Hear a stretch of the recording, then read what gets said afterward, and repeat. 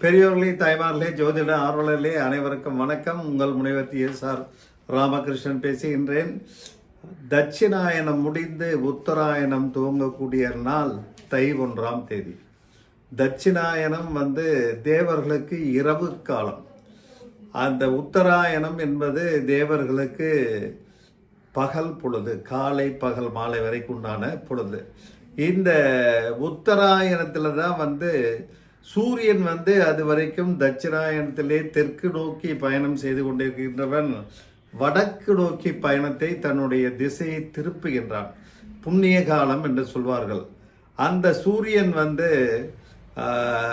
மகர ராசிக்கு நுழையும் நாளே உங்களுக்கு தை 1ஆம் தேதி ஆகின்றது. இதை மகர சங்கராந்தி என்று சொல்வார்கள். சங்கரம் என்றால் நகரத் தொடங்குதல் என்று அர்த்தம். அதாவது உத்தராயண சங்கராந்தி என்றால் தை மாதம் முதல் நாள் என்று சூரியன் தென் திசையிலிருந்து வடக்கு நோக்கி பிரவேசிக்கின்றான். இந்த விழாவை கோலாகலமாக கொண்டாடுவது நம்முடைய பாரம்பரிய வழக்கம். அந்த நாளையெல்லாம் பட்டி தொட்டிகளில் எல்லாம் நிறைய விவசாயம்தான் அதிகமாக இருந்தது. அதுலேயும் ஆதார பயிரான நெல்லு தான் முக்கிய பயிராக பயிர் செய்து வந்தார்கள்.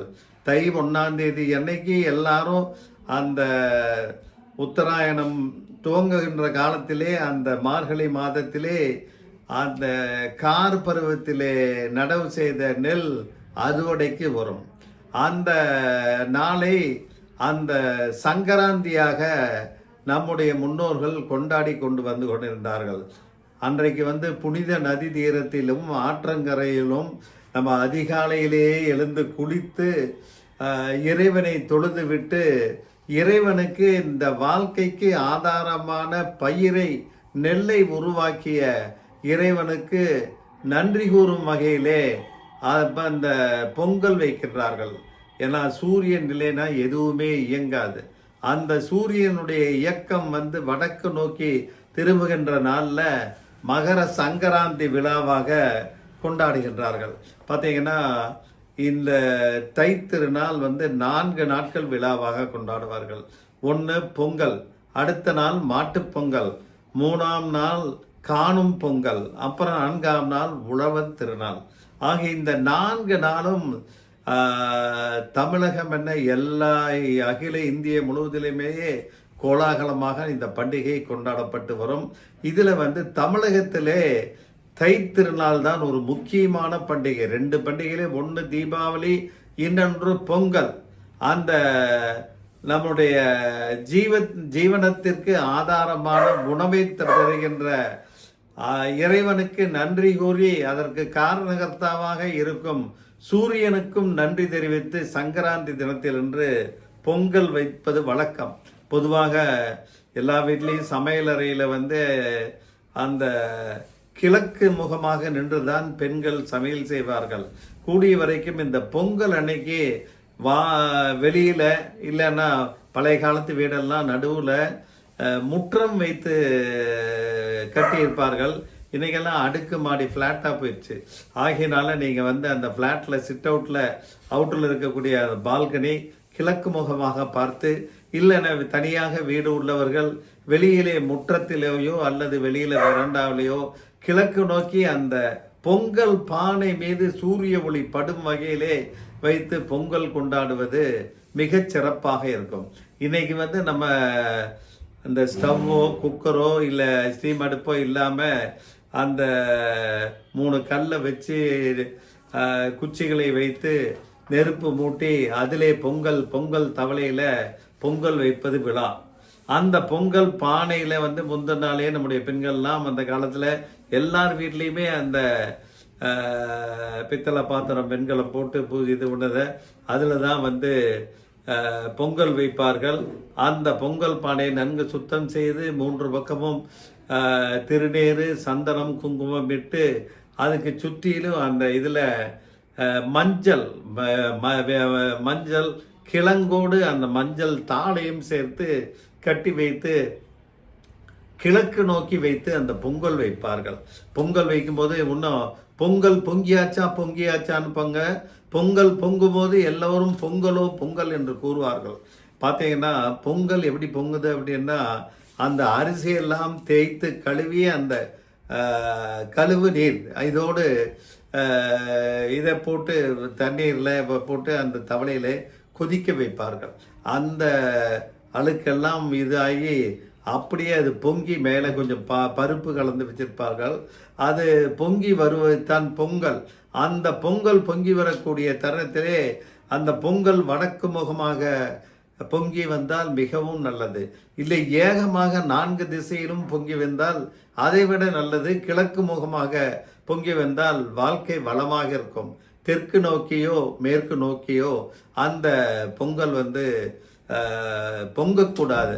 அதனால் தாய்மார்கள் நல்லா ரொம்ப டெக்னிக்கலாக பண்ணுவாங்க. அது வடக்கு முகம் இல்லைன்னா கிழக்கு முகம் இல்லை சர்வமாக பொங்குது அப்படின்னா பேசாம விட்டுருவாங்க.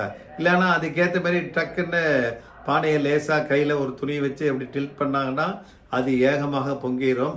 அந்த மகிழ்ச்சியான தருணத்திலே எல்லோரும் பொங்கலோ பொங்கல் என்று கூறி அதற்கப்புறம் அதில் புது பச்சரிசி போட்டு அதற்கு தேவையான வெல்லத்தையும் அப்புறம் நம்ம முந்திரி பருப்பு மற்ற இது திராட்சை இதெல்லாம் போட்டு பொங்கல் பொங்க வைப்பார்கள். இது அந்த பொங்கல் திருநாள். இந்த பொங்கல் திருநாள் அன்னைக்கு நல்ல நேரத்தில் நம்ம பொங்கல் வைக்க வேண்டும். இன்னைக்கு தை மாத ஆரம்ப குளியல் கூடிய வரைக்கும் நம்ம நதி தீரத்திலேயோ இல்லை புனித நதியிலேயோ செய்வது நல்ல வழக்கம். பார்த்தீங்கன்னா காவிரி நதி தீரத்திலே இருக்கக்கூடிய மக்கள் அத்தனை பேரும் இன்னைக்கெல்லாம் வீட்டில் குளிக்க மாட்டாங்க. எல்லாம் காவிரி ஆறு இது புனித ஸ்தலம் இதில் தான் குளிச்சுட்டு வருவாங்க. எல்லோரும் குளித்து விட்டு ஒவ்வொரு குடமாக தண்ணீர் அபிஷேகம் செய்வார்கள். ஈசனை தொழுவார்கள். கோயிலுக்கு செஞ்சு வணங்கி வந்தவன் அறுவடை முடிந்து புதிதாக மனம் மாறாமல் விளைந்து இருக்கக்கூடிய அரிசியை புதிய பானையிலே இட்டு பொங்கல் வைப்பார்கள். அப்பெல்லாம் எல்லா வீட்லேயுமே மாடுகள் இருக்கு. இன்னைக்கு மாடுகள் பார்ப்பதே அரிதாக இருக்கின்றது. எல்லா வீட்லேயுமே மாட்டு கொட்டகைன்னே வச்சிருப்பாங்க. அந்த மாட்டு கொட்டகைக்கு சுத்திலும் வேப்பங்குச்சிகளை துண்டு துண்டாக கட் பண்ணி சுத்திலும் மேலே கட்டி அந்த மாடுகளுக்கெல்லாம் நல்ல நீராட்டி நெற்றியிலும் கொம்பிலும் மஞ்சள் குங்குமம் இட்டு கழுத்திலே நெட்டி மாலையும் கிருமி நாசினியான வேப்ப இலையையும் மாலையாக அணிவிப்பார்கள். அதன் உடலிலே சூரிய ஒளி விழ வேண்டும். அதன் மூலமாக மாடுக்கு வர இருக்கும் நோய்கள் தீர வேண்டும் என்பதுதான் காரணம். எல்லா தெருக்களிலும் மாடுகளை பசு மாடுகளை ஊர்வலமாக கொண்டு எந்த குறைவும் இல்லாமல் அதற்கு பூஜை செய்து மாட்டுப் பொங்கலை அடுத்த நாள் வைத்து அந்த ஒவ்வொரு பக்கமும் ஒவ்வொரு பழக்கம் மாறுபடும். சின்ன குளம் மாறி அமைத்து அதில் தண்ணீர் விட்டு அதை மாடு சில பக்கம் உடைக்க வேண்டும் என்று சொல்வார்கள். சில பக்கம் அப்படியே பொங்கல் வைத்து அந்த பொங்கலை மாட்டுக்கு முன் வைத்து நம்ம தூப தீப ஆராதனை செய்வது வழக்கம். கிளைகளை உடைத்து அவற்றை சிறு சிறு துண்டுகளாக வெட்டி ஒரு நுனியை மட்டும் நன்றாக கூராக்கி வீட்டு கொட்டகையிலையும் நம்ம மாட்டு கொட்டையிலும் 4 மூலையிலையும் கட்டி வைப்பார்கள். அதே மாதிரி இந்த வேப்பந்தொண்டுகள்னால நோய் நொடிகள் அண்டாது, தீய சக்தி வராது. கள்ளி வட்டம்னு சொல்லுவாங்க. கள்ளிச்செடியிலே இருந்து பாலை எடுத்து நல்லெண்ணெய் தடவி கள்ளிச்செடியின் மேலே தடவி மாட்டின் வால் பகுதியிலும் பக்கவாட்டிலும் குச்சியை கொண்டு ஓங்கி அடிப்பார்கள். இதனால மாடுகளுக்கு எந்த விதமான பூச்சி நோய்கள் தாக்காது. இதுதான் 2வது நாள் கொண்டாடக்கூடிய மாட்டு பொங்கலின் தத்துவம். 3வது நாள் காணும் பொங்கல். அதாவது மார்கழி மாதம் 30 நாளும் வீட்டுக்கு முன்னால அந்த பெண்கள் கோலம் போட்டு பிள்ளையார் வைத்து அதிலே பூ வைப்பார்கள். முக்கியமாக பரங்கிப்பூ இருந்தால் வைப்பது விசேஷம். இது 30 நாளும் சேர்ந்து அந்த மாலை நேரத்திலே அந்த சாண பிள்ளையாரை எடுத்து தனியாக ஒரு கூடையிலே போட்டு வைத்து விடுவார்கள். அந்த பொங்கல் அடுத்த 3வது நாள் இந்த சாண பிள்ளையார்களையும் அந்த காய்ந்த பூக்களையும் கொண்டு காணும் பொங்கல் என்கின்ற வைபவம் சிறப்பாக நடத்துவார்கள். இதை நம்ம நோன்பு இருக்கக்கூடிய பெண்கள், அதாவது வீட்டிலே எங்கள் வீட்டிலே பெண் திருமணத்துக்கு தயாராக இருக்கின்றாள். தை பிறந்தவுடன் வந்து கேளுங்கள், ஜாதக பொருத்தம் நன்றாக இருந்தால் நாங்கள் மனமும் வந்து பெண்ணை கொடுக்கின்றோம் என்று சொல்லாமல் சொல்லக்கூடிய சடங்கு தான் இந்த பிள்ளையார் வைக்கக்கூடிய பண்டிகை. இந்த காணும் பொங்கல் அன்னைக்கு இந்த பிள்ளையாரெல்லாம் கொண்டு போய் ஆத்தங்கரையில் கரைச்சி வீட்டிலிருந்து சித்திரான்னம் எடுத்து கொண்டு போய் வைத்து அந்த சித்திரான்னத்தையும் அங்கே வைத்து எல்லோரும் குடும்ப உறுப்பினர்கள் சுற்றம் சூழ மகிழ்ச்சியாக கொண்டாடுவார்கள். அந்த கொண்டாடக்கூடிய நாள் தான் காணும் பொங்கல். ஆக இதை அடுத்து அந்த உழவர் திருநாள் 4வது நாளில் வந்து மாட்டு வண்டி ஓட்டுதல், ரேக்லா ரேஸ் வைத்தல், ஜல்லிக்கட்டு, சிலம்பாட்டம் என ஆண்களின் வீரத்தை காண்பிப்பதற்கு பறைசாற்றக்கூடிய வகையில் பல வகையான போட்டிகள் நடத்தும். ஆக இந்த 4 நாட்கள் நல்ல ஒரு இனிமையாக குடும்பத்தோடும் மகிழ்ச்சியோடு கொண்டாடக்கூடிய பொங்கல் பண்டிகை வந்துவிட்டது. உத்தராயணத்திலே அனைவருக்கும் நல்லதே நடக்கும், வாழ்க்கை மகிழ்ச்சியாக நடக்கும், கவலைகள் தீரும், கஷ்டங்கள் தீரும், நெருக்கடி தீரும், நம்முடைய வருமானம், குடும்ப வருமானம் அதிகரிக்கும், உறவு பலமாக இருக்கும், எல்லோரும் வளமோடும் பலமோடும் மகிழ்ச்சியோடும் வாழ பொங்கல் வாழ்த்துக்களை தெரிவித்து 4 நாட்கள் விமர்சையாக பொங்கல் கொண்டாடி இறைவனை தொழுது உங்கள் குலதெய்வத்தை தொழுது எல்லா வளமும் நலமும் பெற வேண்டும் என்று கூறி நிறைவு செய்கின்றேன். நன்றி, வணக்கம்.